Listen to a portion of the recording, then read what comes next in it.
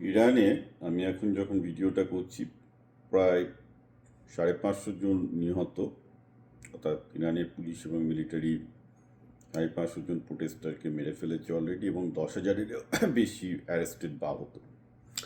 প্রশ্ন সেটা নিয়ে নয়, প্রশ্ন হচ্ছে এই যে ডোনাল্ড ট্রাম্প এবং ইসরায়েল মিলে এই অবস্থায় ইরানকে অ্যাটাক করে রিজিম চেঞ্জ করবে কিনা। কারণ দেখা যাচ্ছে ইরানের মিলিটারি এখনো পর্যন্ত ব্যাকডাউন করেনি, অর্থাৎ এই ক্ষেত্রে আর কোনো অল্টারনেটিভ ওয়ে আছে কিনা রেজিম চেঞ্জের। তো এই সম্ভাবনা বাড়ছে, কারণ লাস্ট 3 ঘন্টায় খবর হচ্ছে যে বিপুল পরিমাণ আমেরিকান নৌসেনা এবং আমেরিকান মিলিটারি এয়ারক্রাফট ইরানের দিকে রওনা হয়েছে। কারণ একটা জিনিস খেয়াল রাখতে হবে, ইরানের আশেপাশে আছে কাতার, জর্ডন এবং মিডল ইস্ট, ইরাক, সব জায়গাতেই আমেরিকার বিরাট বিরাট মিলিটারি ক্যাম্প আছে এবং সেখান থেকে আমেরিকার পক্ষে ইরানে চারিদিক থেকে ঘিরে আছে আর কি।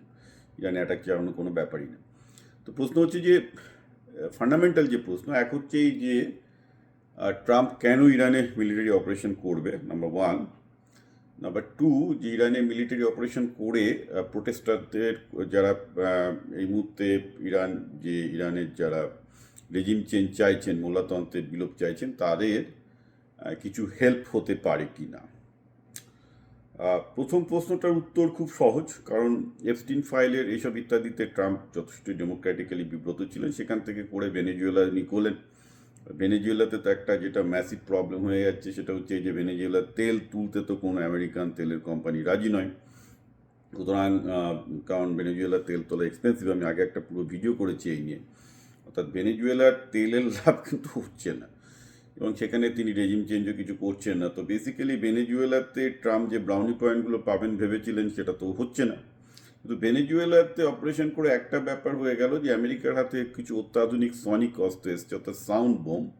কারণ এটা যেটা শোনা যাচ্ছে, ভেনেজুয়েলাতে যখন প্যালেসে যখন অ্যাটাক করে তখন তারা মানে পুরোনো দিনের বুলেট ফুলেট ছোড়েননি, সাউন্ড গান ছুড়েছেন। এমন সব সাউন্ড ছুড়েছেন যে সেই সাউন্ডের ধাক্কা খাওয়ার পর মানে মাদুরোর যারা নিরাপত্তারক্ষী কর্মী ছিল তারা তাদের মাথা ঘুরতে শুরু করে দেয়, বমি পেতে শুরু করে দেয়, মানে তাদের শরীর খারাপ হয়ে যায়। অর্থাৎ একটা অদ্ভুত একটা সনিক গান আমেরিকার হাতে আছে, যে অস্ত্রের সামনে ভেনেজুয়েলার কোনো প্রতিরোধ টেকেনি, যার জন্য আমেরিকার মোটে 20 জন, ওরা বলছে মোটে 20 থেকে 22 জন মতো আমেরিকান সেনা মিলে এদের শয়ে শয়ে সেনাকে হারিয়ে দিয়ে পুরো মাটিতে শুইয়ে দিয়ে, মুহূর্তের মধ্যে মাটিতে শুইয়ে দিয়ে প্রেসিডেন্টকে নিয়ে চলে যায়। সুতরাং একটা ব্যাপার হচ্ছে কি, প্রেসিডেন্ট এখন তার আমেরিকাতে যে নতুন অস্ত্র আছে তার জন্য একটু এমবোল্ডেনও বটে।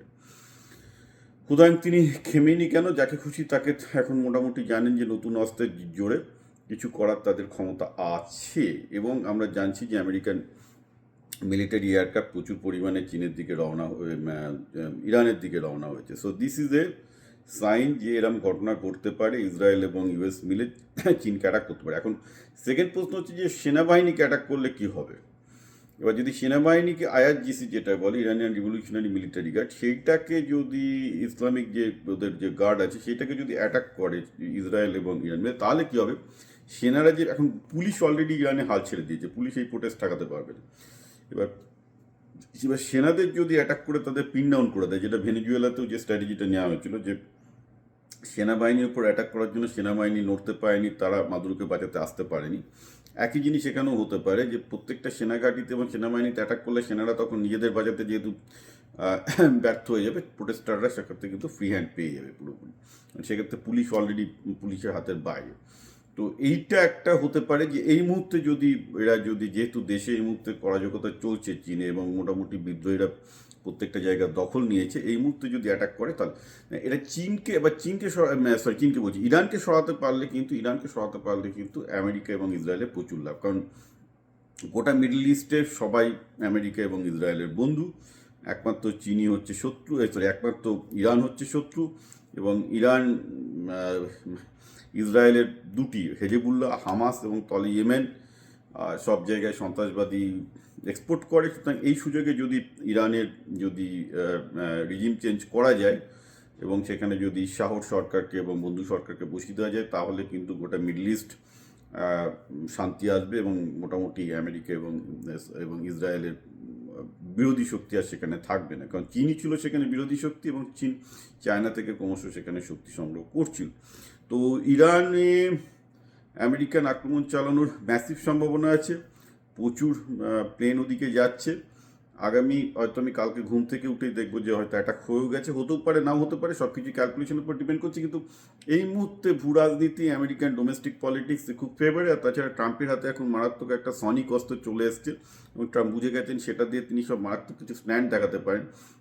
পুরো যুদ্ধে না গিয়েও তুলে নিল, একে চুপচাপ করে বসিয়ে দিল 2-3 দিনের জন্য। অদ্ভুত অদ্ভুত সব খেলা এখন আমরা দেখতে পাবো।